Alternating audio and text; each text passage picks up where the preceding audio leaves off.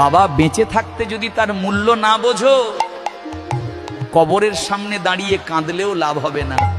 যে মানুষটা রোদে পুড়ে বৃষ্টিতে ভিজে তোমার ভবিষ্যৎ গড়েছে, সে কখনো নিজের কষ্টের গল্প শোনায়নি। আমার স্কুল ফি দেওয়ার জন্য নিজের নতুন জামা কেনেনি, তোমার বই কিনতে নিজের স্বপ্নটা চুপচাপ বন্ধ করে দিয়েছে।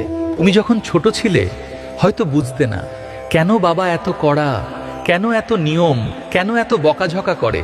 কিন্তু আজ বুঝতে পারছো, ওগুলো রাগ না, ওগুলো ছিল দায়িত্বের ভাষা, ভালোবাসার কঠিন রূপ।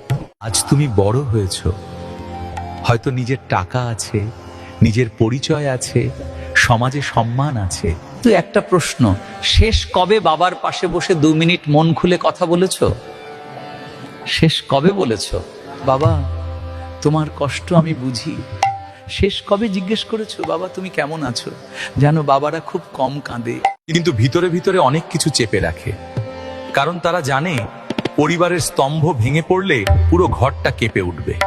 অনেকেই ভাবে বাবার দরকার টাকা, না, বাবার দরকার তোমার সময়, তোমার সম্মান, তোমার একটুখানি খোঁজ নেওয়া।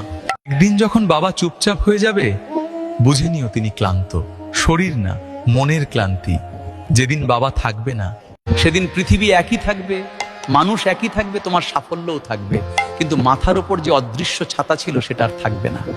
এমন ভিডিও পেতে ফলো করে রাখুন, তখন বুঝবে বাবার ছায়া মানে নিরাপত্তা, বাবার কাঁধ মানে ভরসা, বাবার নীরবতা মানে ত্যাগ। কবরের সামনে দাঁড়িয়ে 1000 বার বাবা বলে ডাকলেও উত্তর আসবে না। তাই আজ, এখনই যদি বাবা বেঁচে থাকেন তার পাশে বসো, 2 মিনিট কথা বলো, হাতটা ধরো, বলতে পারলে বলো, বাবা তুমি আমার গর্ব। যাদের বাবা আছেন আজই বলুন, বাবা তুমি আমার শক্তি।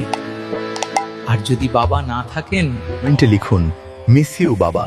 কারণ বাবা শুধু একজন মানুষ না, তিনি পুরো একটা আশ্রয়। কথাগুলো সত্য মনে হলে ফলো করে রাখুন।